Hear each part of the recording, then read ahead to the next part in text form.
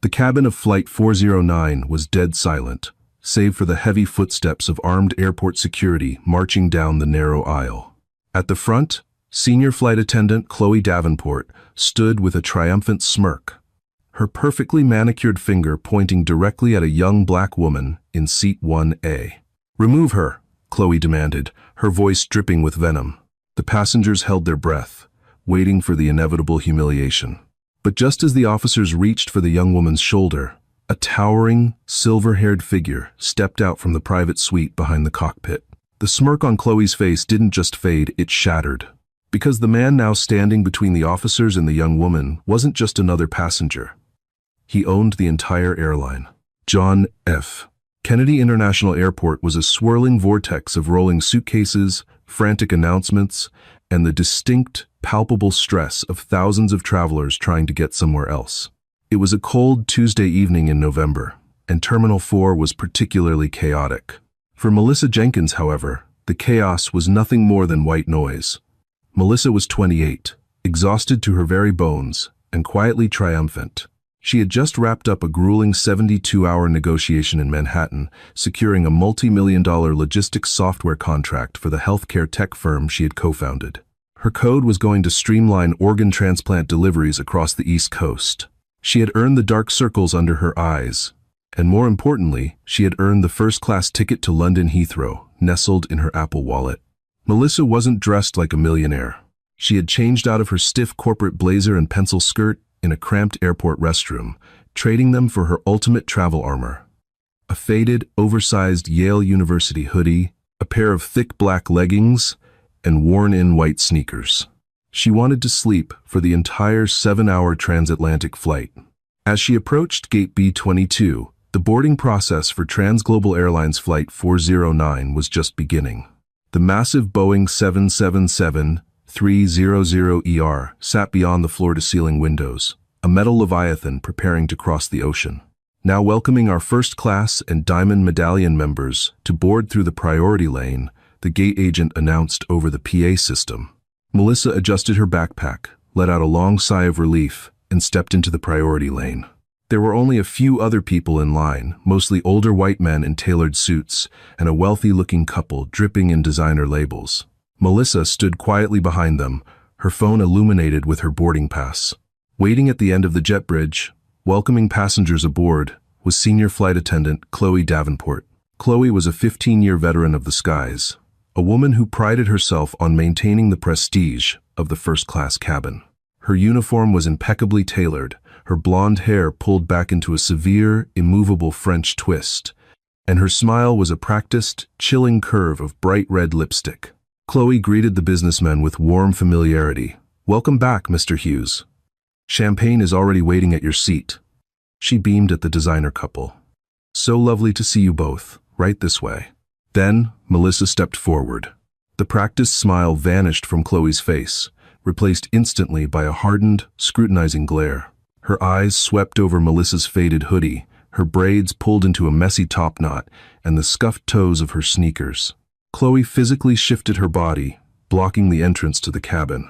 "Excuse me, honey," Chloe said, her tone laced with a patronizing sweetness that grated against the ears.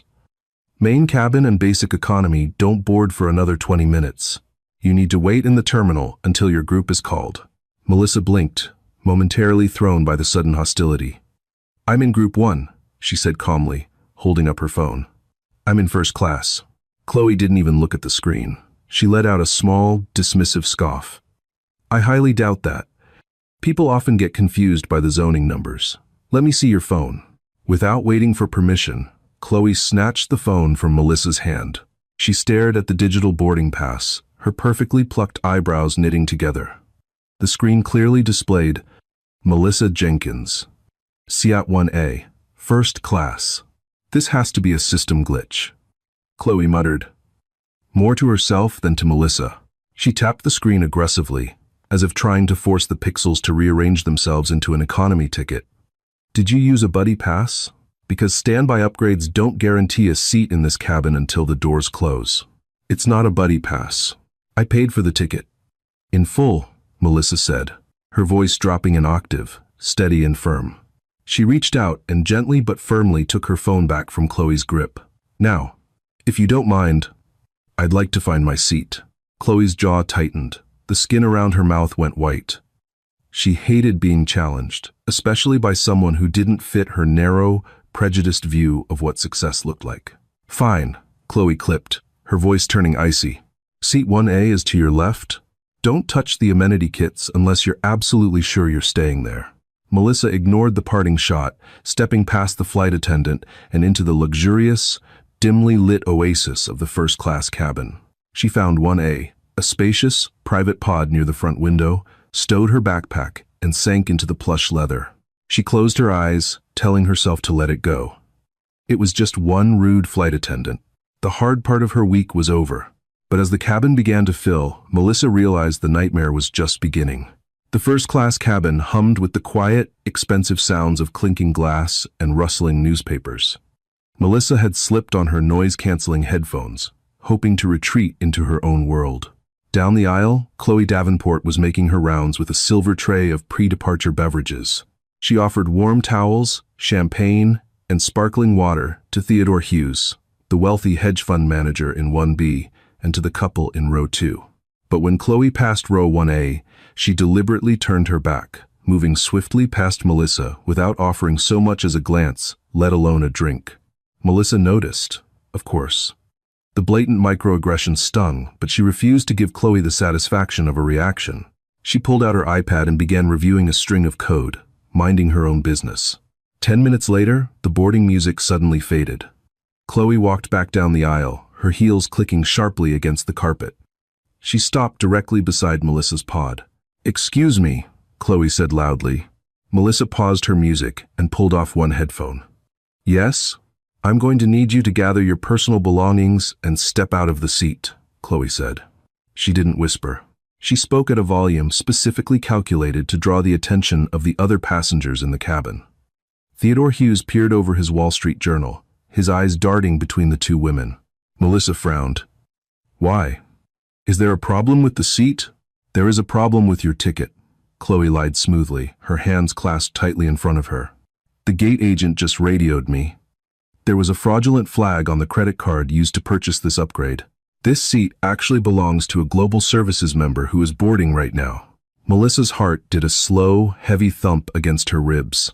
She knew exactly what card she had used, her own platinum corporate card, which had a limit higher than the entire cost of the flight crew's salaries combined. "That's impossible," Melissa said, keeping her voice incredibly level. "My card went through days ago. I have the receipt in my email. Would you like to see it?" "I don't need to see your emails," Chloe snapped, dropping the faux polite act. "I need you to vacate the seat. I have a 34E in the back, near the lavatories, which is where your original reservation was likely booked before this. Error. You can take that seat, or you can step off the aircraft and deal with customer service in the terminal."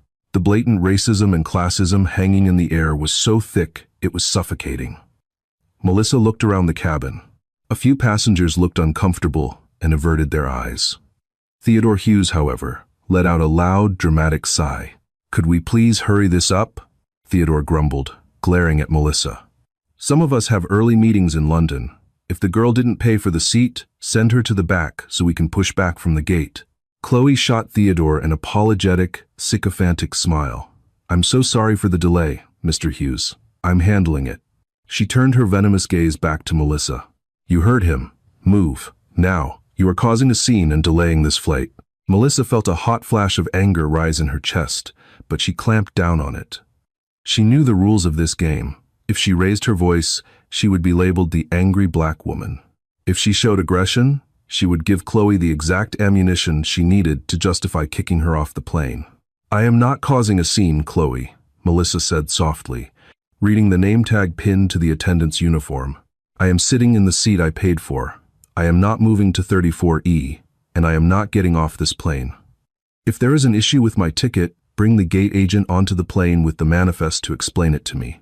Chloe's face mottled with an ugly, dark red flush.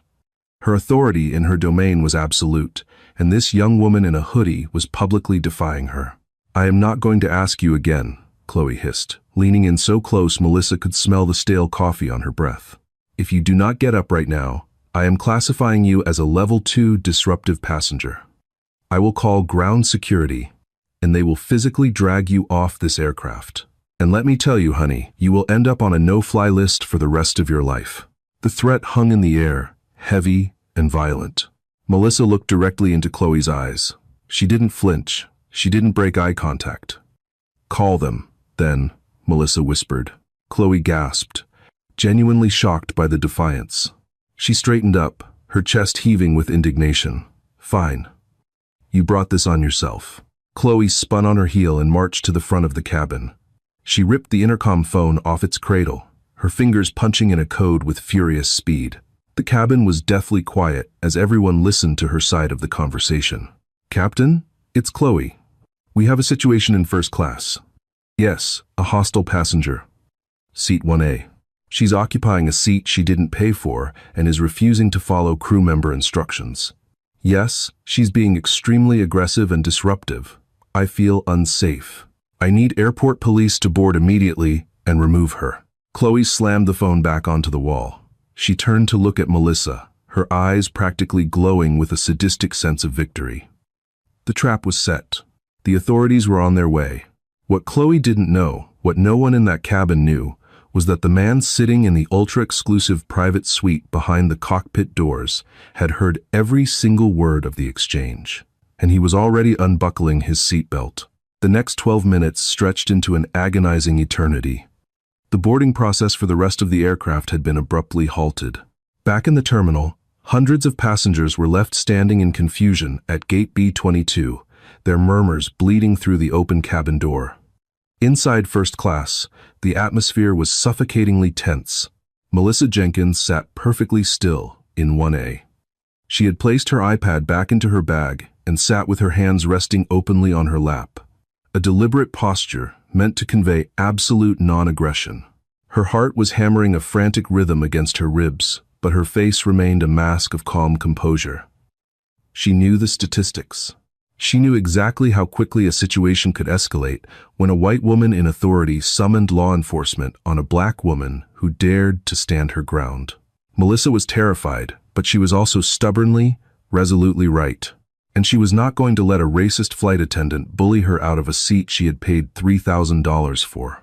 Down the aisle, Chloe Davenport was putting on a masterclass in theatrical victimhood.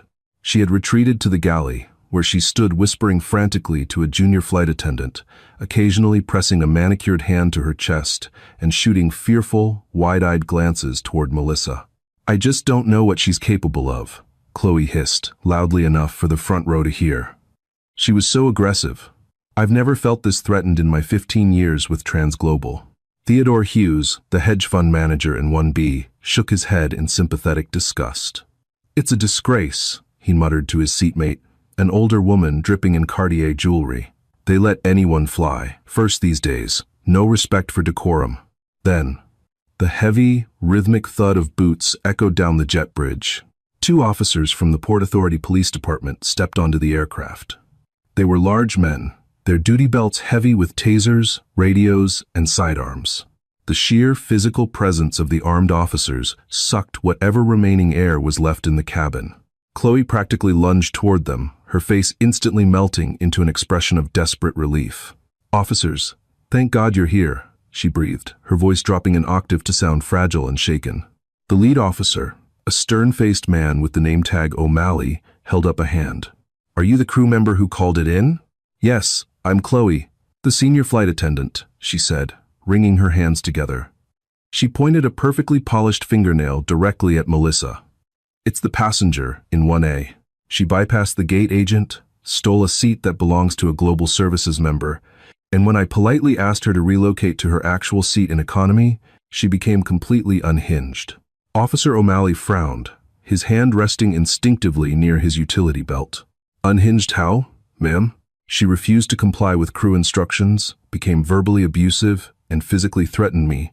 Chloe lied without missing a beat. The sheer audacity of the fabrication sent a chill down Melissa's spine. "She is a level 2 disruption. I need her removed from this aircraft immediately before she hurts someone."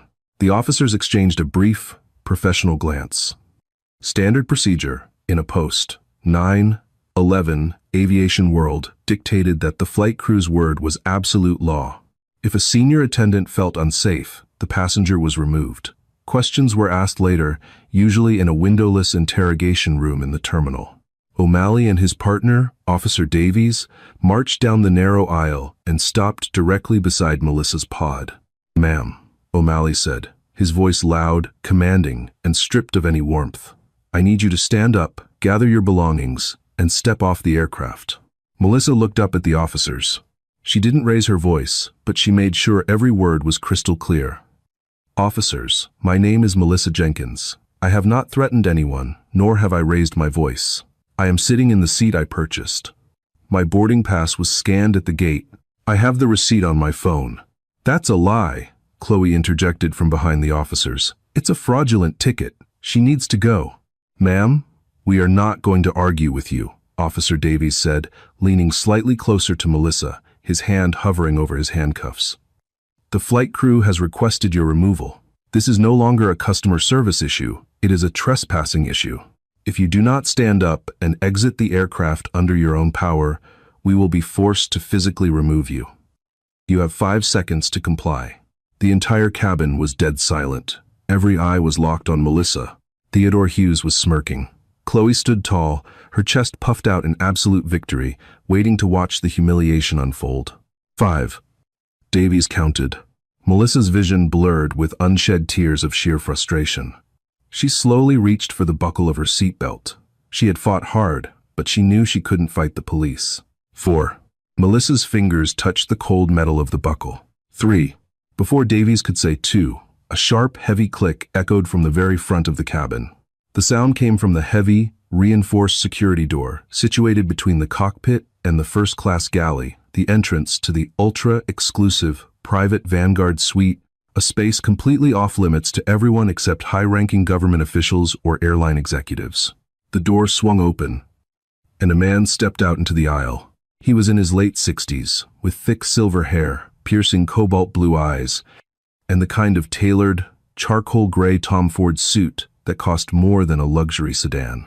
He didn't just walk. He commanded the space, radiating an aura of absolute, unquestionable authority. Jonathan Hayes, the billionaire CEO and majority shareholder of Vanguard Aviation, the parent conglomerate that owned Transglobal Airlines, stood between the armed officers and Melissa Jenkins. The silence in the cabin shifted from tense to paralyzed. Chloe Davenport's smirk didn't just fade, it completely evaporated, leaving her face a pale, horrified mask. She had seen Jonathan Hayes in corporate training videos and on the cover of Forbes magazine, but never in person. No flight crew was ever notified when he flew incognito. Hayes didn't look at Chloe. He didn't look at the staring passengers. He looked directly at the Port Authority officers. "Stand down, gentlemen," Hayes commanded. His voice was not loud, but it possessed a terrifying, rumbling gravity that immediately made the officers freeze. Officer O'Malley blinked, clearly taken aback by the interruption. "Excuse me, sir. We are handling a disruptive passenger situation. I need you to return to your seat." "I said, stand down," Hayes repeated, his tone sharpening into a blade. He reached into the inner pocket of his suit jacket and produced a solid black, titanium identification card. It bore the Vanguard Aviation crest and a level 1 global security clearance badge. He held it up for O'Malley to read. O'Malley's eyes widened. The color drained from his face as he recognized the name, the title, and the supreme authority the card represented. "Mr. Hayes," O'Malley stammered, immediately taking a massive step back and dropping his hands away from his belt. "Apologies, sir. We were called by the flight crew regarding a trespasser." "There is no trespasser on this aircraft," Hayes said coldly, turning his imposing frame to finally face the flight attendant. Chloe looked as though she might vomit. Her hands were shaking violently by her sides. "And Mr. Hayes?" "Sir," she squeaked, her voice entirely stripped of its previous venom. "I didn't know you were on board." "Clearly," Hayes said. The single word felt like a physical blow. He took a slow, deliberate step toward Chloe. The passengers in first class, including Theodore Hughes, were now shrinking back into their seats, sensing the catastrophic shift in the atmosphere. "I have been sitting in the Vanguard suite with the door ajar for the last 20 minutes, Hayes said, his voice carrying clearly throughout the silent cabin. I heard every single word spoken in this aisle. I heard this young woman state, calmly and politely, that she had paid for her seat. And I heard you, Chloe, wasn't it? He glanced at her name tag with utter disdain. I heard you berate her, lie about a fraudulent charge, attempt to forcibly downgrade her, and then fabricate a story about being physically threatened to law enforcement. Sir, please, you don't understand. The system, Chloe choked out, tears of genuine panic now welling in her eyes. Do not interrupt me, Hayes snapped, the sudden volume making Chloe flinch violently. You weaponized security protocols to feed your own prejudice. You attempted to humiliate a paying first-class passenger simply because she did not fit your archaic, bigoted profile of what wealth looks like. Hayes turned his attention back to Melissa. The fierce anger in his eyes softened as he looked at her. He offered a small, respectful nod. Miss Jenkins. I am Jonathan Hayes. On behalf of this entire airline, I am profoundly and deeply sorry for the abhorrent treatment you have endured today. Melissa, still holding her seatbelt buckle, let out a shaky breath. Thank you, Mr. Hayes. Hayes turned back to the officers. Officers, you can return to the terminal. The only person leaving this aircraft today will be the employee who filed a false police report. Chloe let out a strangled sob. Mr. Hayes, please, I have a pension. I've been here 15 years. Hayes's expression was carved from granite. Then you should have known better. Gather your personal belongings, Chloe. You are fired, effective immediately. The silence that followed Jonathan Hayes's decree was absolute. It was the kind of heavy, suffocating quiet that only exists in the immediate aftermath of a bomb detonating. In the span of 60 seconds, Chloe Davenport's world had completely unraveled. The power she had wielded so ruthlessly just moments before had been stripped away by the one man on the planet who held absolute authority over her career. Fired? Chloe gasped, the word barely making it past her trembling lips. The color had entirely drained from her face, leaving her perfectly applied makeup looking like a garish mask slapped onto a ghost. Mr. Hayes, you can't be serious. I was just following security protocols. I thought her ticket was fraudulent. Do not insult my intelligence, Chloe, Jonathan Hayes said, his voice dropping to a dangerous, icy register. He didn't raise his voice. He didn't need to. I built transglobal airlines from a regional fleet into a global empire by understanding exactly what happens on my aircraft. You didn't check her ticket. You didn't consult the gate manifest. You looked at a young black woman in a hoodie sitting in first class, and you made a conscious, bigoted decision that she didn't belong. Chloe took a step backward, bumping into the galley counter. The tears were flowing freely now, ruining her mascara. Sir, please, it was a mistake. A misunderstanding.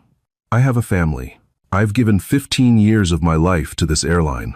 And in 15 seconds, you demonstrated that your core values are entirely incompatible with the Vanguard Aviation brand. Hayes countered smoothly, devoid of any sympathy. You did not just insult a paying passenger. You weaponized law enforcement to intimidate and humiliate her. You lied to these officers. He gestured to O'Malley and Davies, who were now standing awkwardly in the aisle, realizing the gravity of the false report they had almost acted upon. Hayes turned to the officers. Gentlemen, the only disruption on this aircraft is the former employee currently having a meltdown in my galley. I apologize for the waste of city resources.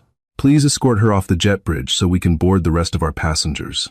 Officer O'Malley, looking thoroughly chastised and eager to appease the billionaire CEO, nodded sharply. Understood, Mr. Hayes. He turned his stern gaze onto Chloe. It was the exact same look he had given Melissa just 5 minutes earlier. Ma'am, gather your things. Now. Chloe let out a pathetic, high-pitched whimper. Her hands shook violently as she reached into the crew stowage compartment to retrieve her designer rolling tote and uniform blazer. The pristine image she had projected was entirely shattered.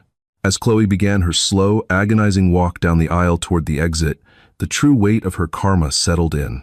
She had to pass the open cockpit door, where the captain and first officer were watching her dismissal in stunned silence. She had to step out into the jet bridge, where dozens of economy passengers, the very people she had felt so superior to, were still lined up, waiting to board.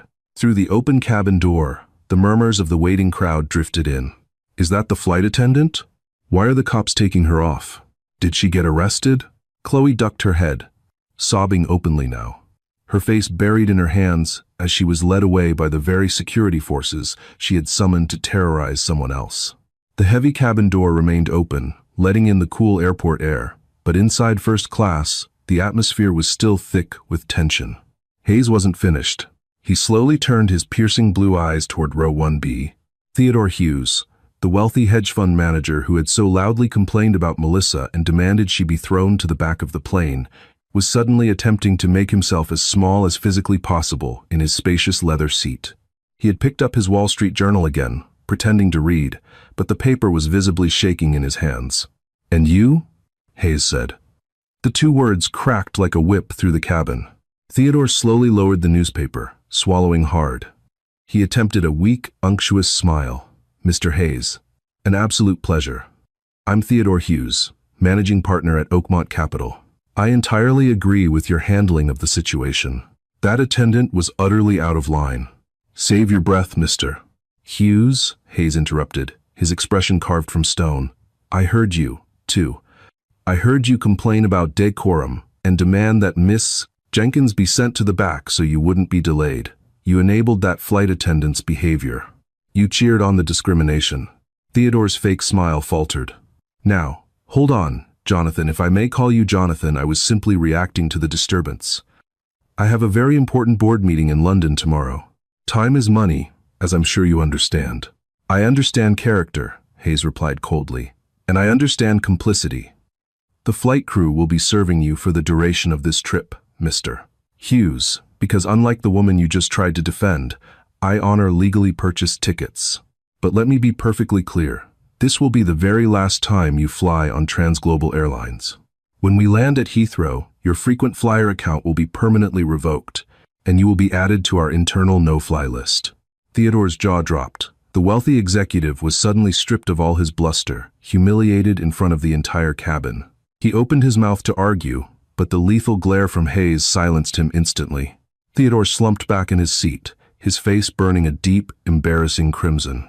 With the first-class cabin finally purged of its immediate, suffocating toxicity, the electrified tension that had gripped Flight 409 began to slowly, almost palpably, dissipate. The heavy, muffled thud of the jet bridge door closing in the distance signaled the final, definitive end of Chloe Davenport's career. The low, familiar hum of the Boeing 777's massive engines began to spin up, a steady vibration that seemed to ground the remaining passengers back into reality. Jonathan Hayes stood in the center of the aisle, a towering monument of absolute corporate authority. He took a long, slow breath, visibly allowing the cold, ruthless armor he wore as a billionaire CEO to drop from his broad shoulders. The terrifying edge in his posture softened, replaced by the refined, steady demeanor of a man who valued respect above all else. Slowly, deliberately, he turned his attention back to row 1A. Melissa Jenkins had remained entirely silent during the swift and brutal delivery of corporate retribution. She sat with her back pressed firmly against the plush leather seat, her hands still resting flat and open on her lap. Her knuckles were visibly tight, and her chest rose and fell with shallow, measured breaths. She had survived the confrontation, but the adrenaline was still coursing fiercely through her veins, leaving a cold, trembling aftermath in its wake. She looked up at the silver-haired titan, her dark eyes reflecting a complex mixture of profound relief, lingering shock, and a guarded caution. "Miss Jenkins," Jonathan said, his voice lowering into a soothing, deeply resonant register that was a jarring contrast to the weaponized tone he had used on his now former staff. He didn't just stand over her, looming in the narrow space. Instead, Jonathan Hayes, a man whose net worth rivaled the GDP of small nations, deliberately lowered his towering frame. He dropped to one knee right there in the aisle, bringing his piercing cobalt blue eyes perfectly level with hers. A collective, barely audible gasp rippled through the first-class cabin. The remaining passengers, still reeling from the spectacle they had just witnessed, stared in quiet, absolute awe. It was a gesture of immense, unadulterated respect, entirely stripping away the inherent power dynamics of the situation.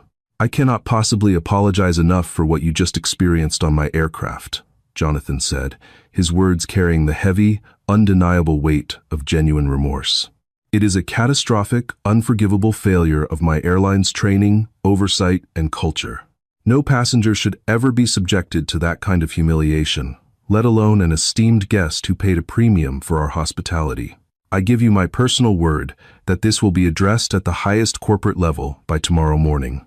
There will be an internal reckoning, Miss Jenkins.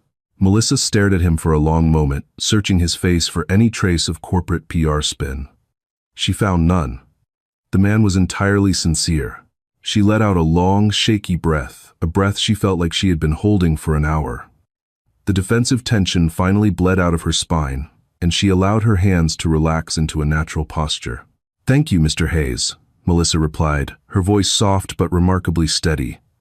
"Honestly, for a moment there, I thought I was going to end up in handcuffs and dragged through the terminal just for having the audacity to sit in the seat I purchased." "Not on my watch," Jonathan said firmly, his jaw setting into a hard line at the mere thought of the injustice. "Never on my watch." As he prepared to stand, Jonathan's gaze briefly flicked downward. Resting on the carpeted floor, tucked neatly near the metallic base of Melissa's seat pod, was her open canvas tote bag. Peeking out from the top was a sleek, matte black laptop. It wasn't the machine itself that caught his attention, but the distinct, geometric silver decal pressed perfectly into the center of the lid. A stylized A, intersecting seamlessly with a minimalist wireframe globe. Jonathan froze. His cobalt eyes narrowed, a sharp spark of recognition flashing across his features. He leaned in just a fraction of an inch, scrutinizing the logo, before his gaze snapped back up to Melissa's face. He looked at her entirely differently now, not just as a wronged passenger, but with the sudden, intense calculation of a fellow visionary. "Wait a moment," Jonathan said, his voice dropping to a near whisper of disbelief. He ran a hand through his thick silver hair. "Melissa Jenkins. Are you the Melissa Jenkins? The founder and lead systems architect of Apex Logistics Solutions?" Melissa blinked, entirely caught off guard by the sudden pivot. She had spent the last 3 grueling days pitching her complex supply chain software to a boardroom full of skeptical hospital administrators in Manhattan. She certainly didn't expect the CEO of a multi-billion-dollar global aviation conglomerate to casually recognize her obscure startup's logo in the middle of an airport runway crisis. "Yes," she said slowly, her brow furrowing in confusion. "I am. How in the world do you know about Apex?" A wide, genuinely delighted smile broke across Jonathan's face, entirely transforming his severe, intimidating features into something remarkably warm. He let out a low, rich chuckle of sheer disbelief, shaking his head. "How do I know about Apex?" Jonathan repeated, his tone suddenly brimming with profound, professional admiration.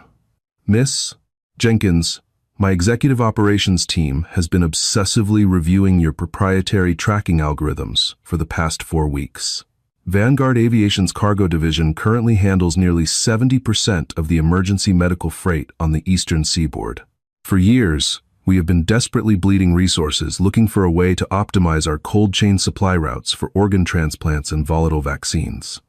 We hit a wall."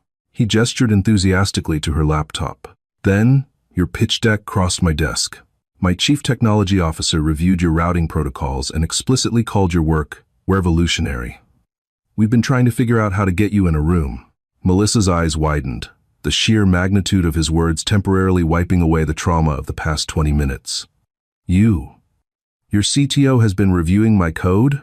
"Line by line," Jonathan confirmed, his eyes practically gleaming. He looked her up and down, taking in her faded, oversized Yale hoodie, the messy top knot of her braids, and the scuffed white sneakers. The corner of his mouth twitched with immense amusement. "I must admit, the intensive corporate profile my analysts pulled on you painted the picture of a ruthless, brilliant, incredibly intimidating tech titan. I certainly didn't expect to find you getting bullied in my first-class cabin by a rogue flight attendant while wearing a college sweatshirt." A genuine, bright laugh escaped Melissa's lips, the remaining cortisol finally draining completely from her system. It felt incredibly good to laugh. "It was a very, very long week of negotiations in New York, Mr. Hayes. I barely slept. The hoodie is my reward for surviving the boardroom. Call me Jonathan, please," he insisted, standing up gracefully and offering her his hand.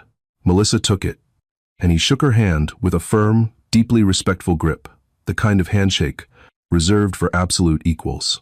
And considering the absolute, unmitigated disaster my staff just put you through, Jonathan continued, releasing her hand and gesturing down the aisle, the very least I can do is make the rest of this transatlantic journey somewhat comfortable. He turned his head and looked toward the front galley. A new flight attendant, a young, terrified-looking man whose name tag read David, was hovering nervously near the curtain. He had clearly been hastily promoted from the main cabin to replace the banished Chloe, and he looked as though he was expecting to be fired at any second. "David, son," Jonathan called out smoothly. The young man practically jumped to attention, his back ramrod straight. "Yes, Mr. Hayes. Right here, sir." "Bring Miss Jenkins a bottle of our vintage Dom Perignon immediately." "Leave the bottle," Jonathan instructed, his tone demanding but perfectly polite. "Furthermore, anything else she requests for the duration of this flight, food, duty-free, whatever she desires, is entirely complimentary. See to it that she is treated like absolute royalty." "Right away, Mr. Hayes," David squeaked, immediately turning to dig into the high-end beverage carts. Jonathan turned back to Melissa, his voice dropping back into a confidential murmur. "Furthermore, Melissa, my private Vanguard suite directly behind the cockpit is currently sitting empty. It has a fully flat, memory foam king-sized bed, a private enclosed lavatory, a shower, and absolutely no interruptions from the cabin. It is completely soundproof. I insist you take it." Melissa looked past him at the heavy, reinforced oak door of the Vanguard suite. It was a legendary space, the holy grail of commercial aviation, rumored to be reserved only for heads of state or A-list royalty. "Jonathan, I couldn't possibly. That's your private suite. I'm perfectly fine right here, in 1A. I have a perfectly fine, deeply comfortable seat waiting for me back in row 4, Jonathan countered, offering a quick, charming wink. "Besides, I believe we have a great deal of highly lucrative business to discuss regarding Apex Logistics. But that can wait until we land in London. Right now, you are exhausted, and you need to sleep." Melissa looked at the man, realizing he wasn't going to take no for an answer. She felt a massive, rushing wave of profound vindication wash over her soul. She stood up, grabbed her canvas tote bag, and slung her backpack over her shoulder. She turned and looked around the first-class cabin one last time. Theodore Hughes was staring firmly at the blank wall of the bulkhead, his face a mottled, embarrassed red, radiating bitter, impotent envy. The other passengers, who had silently judged her just 30 minutes prior, were now watching her with quiet, undisguised awe. She had won. Completely and totally. "Thank you, Jonathan," Melissa said softly, her voice filled with deep gratitude. "The pleasure is entirely mine, Melissa. Sleep well." As Melissa walked past the shattered remnants of Theodore Hughes's ego, leaving the hostile cabin behind to step into the unparalleled, silent luxury of the billionaire's private flying fortress, she smiled. She realized that hard karma didn't just hit back against those who deserved it. Sometimes, if you held your ground and refused to shrink yourself, karma upgraded you to a completely different stratosphere. The descent into London Heathrow Airport was as smooth as glass, a jarringly peaceful contrast to the turbulent storm of bigotry and entitlement that had erupted just hours earlier. Inside the ultra-exclusive Vanguard suite, Melissa Jenkins slowly opened her eyes. For a brief, disorienting second, she forgot where she was. She was enveloped in the plush embrace of a fully flat, memory foam mattress, completely isolated from the relentless drone of the Boeing 777's massive engines. Ambient, warm lighting illuminated the polished wood paneling of the private cabin. It was a sanctuary. Melissa stretched her legs, the exhaustion of her 72-hour negotiation in Manhattan finally melting out of her muscles. She had slept for 6 uninterrupted hours, heavily and deeply, shielded from the prying eyes and toxic whispers of the first-class cabin outside her reinforced door. Sitting up, she ran a hand through her braids. The sheer surrealism of the flight washed over her. She had boarded as an exhausted entrepreneur in a faded Yale hoodie, only to be racially profiled, threatened with arrest, and ultimately vindicated by the billionaire owner of the airline. It felt like a fever dream. As she changed back into her comfortable travel clothes, Melissa reached for her phone. The moment the device connected to the local British cellular network, it practically vibrated out of her hand. Her screen exploded with a relentless, cascading barrage of notifications. text messages from friends, missed calls from her co-founders at Apex Logistics, and thousands of alerts from social media platforms she rarely even checked. While Melissa had been resting at 30,000 feet, the internet had been wide awake, and it was furious. A passenger in row 2, the older woman dripping in Cartier jewelry, had discreetly recorded the entire altercation on her smartphone. The video, boldly titled "Racist Flight Attendant Gets Fired by Billionaire CEO Mid-Flight," had been uploaded the instant the passenger purchased the onboard Wi-Fi. By the time the aircraft's wheels touched the British tarmac, the clip had amassed over 12 million views across 3 different platforms. Melissa scrolled through the timeline, her jaw dropping. The digital karma was swift, brutal, and absolutely surgical. Chloe Davenport was no longer just an unemployed flight attendant. She was the face of a massive, global public relations nightmare. Internet sleuths had mobilized with terrifying efficiency. They had already uncovered Chloe's professional profiles, unearthing a documented history of past complaints from other minority passengers that had previously been swept under the rug. Industry insiders were actively commenting on the viral posts, verifying that Chloe's name had been officially placed on an international aviation blacklist. She would never work in hospitality, travel, or customer service again. The comfortable, secure pension she had cried over in the galley was frozen indefinitely, pending a ruthless corporate investigation by Vanguard Aviation into her blatant misuse of security protocols and false police reporting. Chloe's legacy was permanently cemented as a cautionary tale of unchecked prejudice. Melissa stepped out of the private suite as the massive aircraft finally docked at the gate. The heavy security door clicked shut behind her. The remaining first-class passengers were waiting quietly to disembark, but as Melissa appeared, the dynamic shifted entirely. They gave her a wide, deeply respectful berth, averting their eyes or offering small, apologetic nods. The collective guilt in the cabin was palpable. As Melissa walked down the aisle toward the exit, her gaze fell upon row 1B. Theodore Hughes was frantically typing on his phone, his face a glistening mask of panicked sweat. His earlier arrogance had entirely evaporated, replaced by the terrified realization that he, too, had been caught on the viral video, loudly demanding that Melissa be sent to the back of the plane.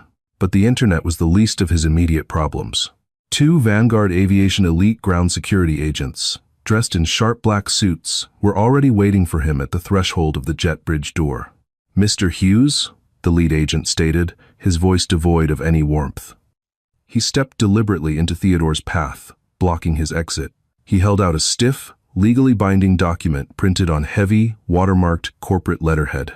"I am officially serving you with a lifetime ban from Transglobal Airlines and all Vanguard Aviation global subsidiaries." Theodore stared at the paper as if it were radioactive. "You can't do this," he hissed, his hands trembling with humiliated rage. "I am a Diamond Medallion member.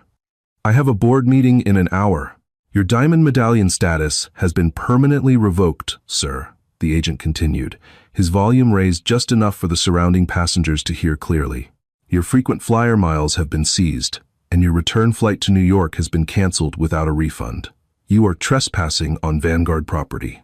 You will need to find an alternative carrier, permanently. Now, please come with us." Melissa watched in profound satisfaction as the formerly arrogant hedge fund manager was unceremoniously escorted away by security. His reputation, his morning board meeting, and his bloated ego were entirely ruined. He had enabled discrimination to save a few minutes of his time, and it had cost him his standing in the corporate world. Melissa adjusted her backpack over her shoulders and stepped off the jet bridge into the bustling, brightly lit expanse of Terminal 4. Waiting at the end of the corridor, looking impeccably sharp and entirely unbothered by the overnight flight, was Jonathan Hayes. The billionaire CEO was flanked by 2 executive assistants, both holding sleek leather briefcases. "Good morning, Melissa," Jonathan said, a warm, genuine smile completely replacing his stern, imposing corporate facade. "I trust the suite was comfortable?" "It was incredible, Jonathan." "Thank you," Melissa replied, matching his smile. "I saw the news online. It seems the situation escalated significantly while we were in the air. Vanguard Aviation has a strict zero-tolerance policy for bigotry, and I prefer to lead by example," Jonathan stated firmly, his piercing cobalt eyes entirely serious. Our global public relations team has already issued a formal, public apology to you. And as of this morning, we are overhauling our entire crew training program worldwide. But I am not just here to apologize again. He gestured toward the private, frosted glass doors of the Concorde First Class Lounge a few yards away. My executive team in New York fast-tracked the paperwork while we were flying over the Atlantic. I spent the last few hours reviewing the final terms of the Apex Logistics software integration. Melissa's breath caught in her throat. The massive, multi-million-dollar deal she had been fighting for all week in Manhattan, the very reason she was exhausted enough to wear a hoodie in first class, was suddenly standing right in front of her, thousands of miles away from Wall Street. We want exclusive licensing for your cold chain algorithms for our entire medical freight division, Jonathan said, his voice dropping into a smooth, commanding professional cadence.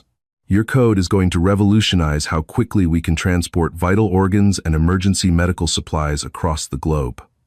It is a $60 million contract over the next 5 years, Melissa. And I want to sign it right now, over breakfast in the lounge, before your competitors realize exactly who they missed out on.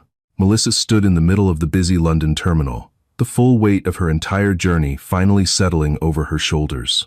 She had boarded that plane exhausted, severely underestimated, and targeted by the worst kind of superficial prejudice. But she had categorically refused to yield.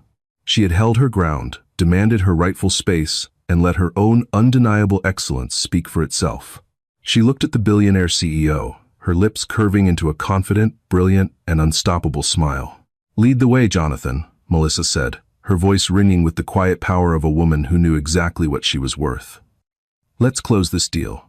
Thank you so much for listening to this incredible story of hard karma and ultimate vindication. When prejudice tries to push you to the back of the line, never be afraid to stand your ground and claim the seat you earned." Melissa's journey proves that true success and absolute dignity will always outshine arrogance and bigotry in the end. If this real-life drama got your blood pumping and you loved watching instant karma strike back against those who deserved it, please hit that like button right now. It really helps the channel grow and tells the algorithm to push these powerful stories to more people. Don't forget to share this video with anyone who needs a reminder that the truth always comes to light. Finally, make sure to subscribe and turn on the notification bell so you never miss out on our daily dramatic stories. See you in the next video.